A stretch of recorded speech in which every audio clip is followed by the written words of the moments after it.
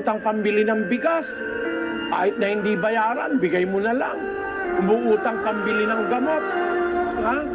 Bigyan mo na lang, kapatid. Kung talagang gusto mo, pautang mo, pwede rin. Kung hindi na magbayad, salamat sa Diyos.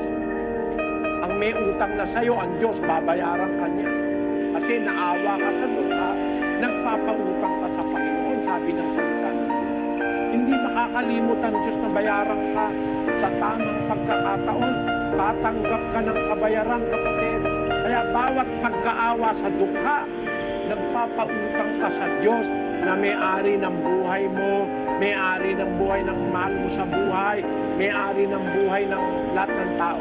Eh halimbawa, dumating ang panahon, kipit ka, meron kang kailangan na hindi pwedeng ibigay ng kapwa, eh may utang ang Diyos sa'yo, naawa ka sa dukha, lumapit ka, Panginoon, di naman po ako naniningil, humihingi lang po ako ng awa, kaawaan mo ang aking asawa. Diba, may sakit yung asawa mo, kaawaan mo po, eh may utang ang Diyos sa'yo, palagay mo hindi kanya bayaran. Kasi gagantihin ka ng Diyos ayon sa ginagawa mo eh. Ang nagpapatawad, pinapatawad din. Ang hindi nagpapatawad, hindi rin niya papatawarin. Kaya ang naaawa sa dukha, nagpapautang sa Panginoon. Ang kanyang matuwid na gawa, babayaran sa kanya uli. Kaya ang sabi ni Kristo, bigyan mo ang humihingi, huwag mong tatalikdan ang nangungutang. Ngayon, yun lang ba ang bibigyan mo, yung humihingi? Basahin natin ang 3:17 ng unang buwan. Datapwat ang sinumang mayroong mga pag-aari sa sanglibutang ito at nakikita ang kanyang kapatid na nangangailangan at dooy ipagkait ang kanyang awa, paanong mananahan ang pag-ibig ng Diyos sa kanya? Kahit naman pala hindi humihingi, nakikita mo talagang gipit, dapat huwag ka na maghintay na hingan ka. Sabi ng Diyos, meron kang pag-aari, nakikita mo yung kapatid mo nangangailangan, ipinagkait mo sa kanya ang iyong awa, paano mananahan sa iyo ang pag-ibig ng Diyos? Kaya para ibigin ka ng Diyos, eh nakikita kang dukha, nangangailangan, kahit hindi nang hingi, kapatid, bigyan mo. Yun na ang sinasabi-sabi ko eh. Hindi para magparangalan, hindi para magyabang. Maliit na bagay, lalo na kung mayaman ka. Hindi nga mababawasan ang kayamanan mo pagka tumulong ka sa mahirap. Pero alam nyo ba, pag gumagawa tayo ng ganun, napapautang natin ang Diyos. Bahala na kayong mag-isip.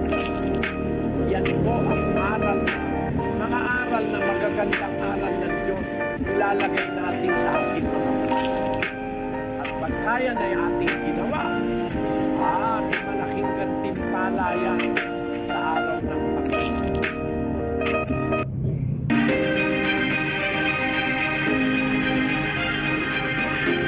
Ginawa tayo ng Diyos para gumawa ng mabuti.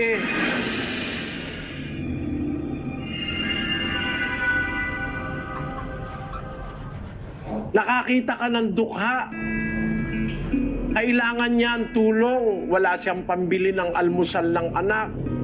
O kaya wala siyang pambili ng gamot ng kanyang asawa. Ang sabi ng Diyos, pag gagawin natin yung mabuti sa kapwa, sa isang talata ng Kawikaan, 19:17. Pakinggan niyo ito.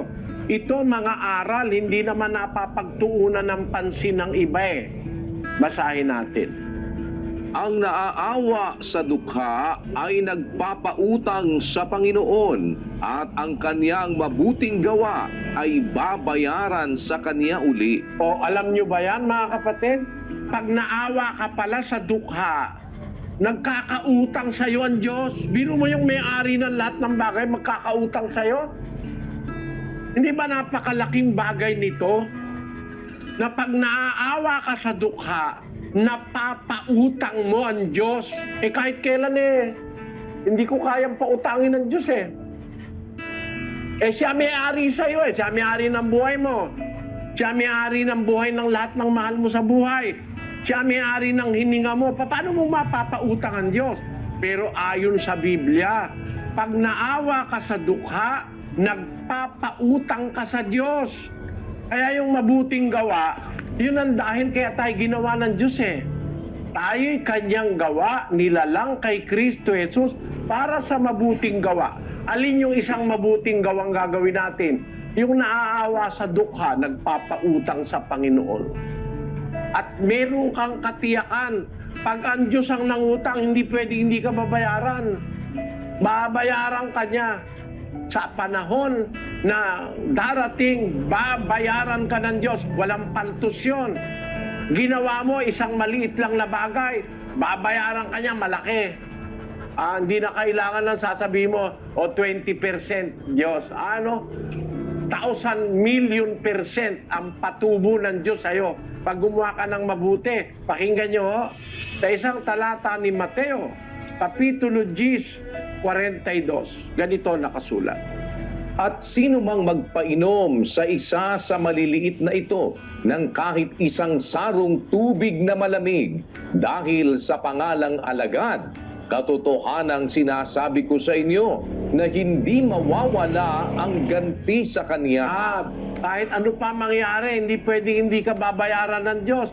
Isang basong tubig lang pinainom mo. Dahil naawa ka sa dukha, naawa ka sa isang alagad, naawa ka sa kapwa. Gagantihin ka ng Diyos.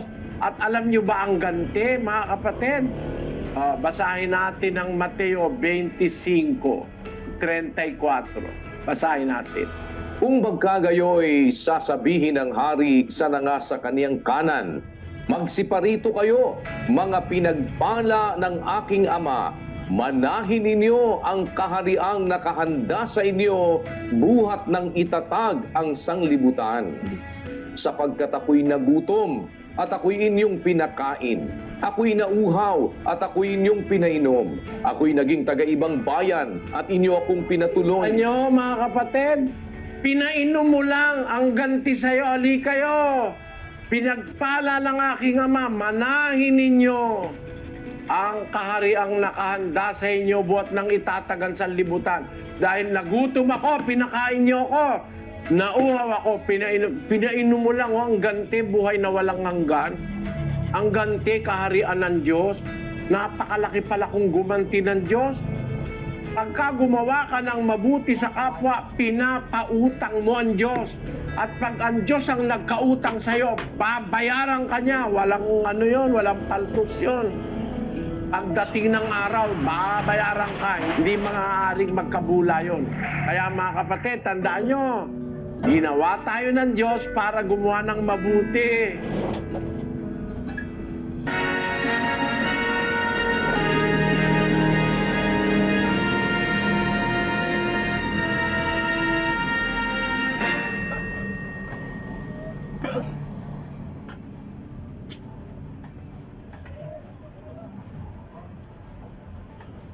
Hindi naman masama yung mayaman, meron namang mga tao talagang mayayaman na ginawa ang Diyos. Pero yung mayayaman, inuutusan ng Diyos na wag ipon lang ng ipon, dapat nagbibigay ka naman sa mahihirap. Pakinggan mo sa unang Timoteo 6:17. Ang mayayaman sa sanglibutang ito ay pagbilinan mo na huwag magsipagmataas ng pag-iisip at huwag umasa sa mga kayamanang di nananatili, kundi sa Diyos na siyang nagbibigay sa ating sagana ng lahat ng mga bagay upang ating ikagalak. Liwanag yun na yung mayayaman, ang aral, wag lang mag-iipon ng mag-iipon, dapat nagbibigay din. Pag kumikita ka, babahaginan mo yung mga iba. Maganda sa Diyos yun, yung marunong kang maawa sa mahihirap. Gaya nung sinasabi sa Kawikaan. Ganito ang ating mababasa sa Kapitulo 19 at versikulo 17. Ang naaawa sa dukha ay nagpapautang sa Panginoon, at ang kanyang mabuting gawa ay babayaran sa kanya uli. Sabi sa English, He that hath pity upon the poor lendeth unto the Lord, and that which he hath given will he pay him again. So, basahin natin yung Kawikaan, Kapitulo 22, versikulo 2. Ang mayaman at ang dukha ay nagkakasalubong kapwa. Ang Panginoon ang mailalang sa kanilang Tingnan mo lahat. ang intensyon ng Diyos sa paggawa ng mahirap at mayaman para sila ay magkasama. Ang mayaman at mga dukha nagkakasalubong kapwa. Ano? Ang Panginoon ang may likha sa kanilang lahat. Sabi mo, ba't hindi pantay-pantay? Ay masama yung pantay-pantay, kapatid. Tingnan mo yung daliri mo, hindi rin pantay-pantay. Pag pinay-pantay-pantay mo yan, hindi maganda. Marunong pa ba tayo sa Diyos? Tingnan mo yung daliri natin, hindi pantay-pantay. Pero pagka gagawa na siya ng tungkulin, gagamitin mo na, yung hindi pantay-pantay na daliri, nagpapantay-pantay na, oh. Pag dadampot ka na ng pagkain, ayun, oh, pantay na siya. Kung yan, pantay-pantay, pag dampot mo, may sobra riyan. Di ba ganon? Hindi ka makakadampot ng kanin na maayos. Yung padaliri, hindi pantay-pantay kasi kailangan yon for a definite purpose. May dahilan yon, may purpose. Na pagka idadampot mo na siya, magpapantay-pantay na siya. Yun ang sukat ng Diyos. Ang ganda ng sukat, ano? Tingnan mo, pagka dadampot ka na, pantay-pantay na. Pero pag ilalahad mong ganon, hindi sila pantay-pantay. Hindi rin sila magkakasinlaki. Pero pag gagawin na nila yung kanilang tungkulin, dadampot ng isang bagay, pantay-pantay na sila. Yun. Nakita mo, kapatid? Ano ibig kong sabihin? Ang tao hindi rin pantay-pantay, may mayaman, may mahirap. Bakit? May gagawin yung mahirap na ayaw gawin ng mayaman. Pagka puro bilyonaryo tayo, sino magtatrabaho sa bukid? Papayag ka ba, bilyonaryo ka? Ikaw ang uutusan ng isang bilyonaryo, ikaw ang mag-araro doon? Papayag ka ba na ikaw ay bilyonaryo, uutusan ka magwalis ng kalye? Meron ka ba nakitang bilyonaryo nagwawalis ng kalye? Sino nagwawalis ng kalye? Mga Metroid, walang pera. Para kumita, makabahagi sa kayamanan ng mayaman, pwede silang utusan ng mayaman. Nakita mo, ang karunungan ng Diyos, kapatid. Kaya yung mahirap, huwag tayong magrebelde, sabihin natin, ba't tayo ginawang mahirap? Marami tayong advantage sa mayaman, kapatid. Ang mahirap, mas payapa. Halimbawa, yung mayaman, bilyonaryo, ang daing pera, ang daing ginto, ang daing alahas sa bahay. Kaya yung bahay, may gwardiya, may bulldog.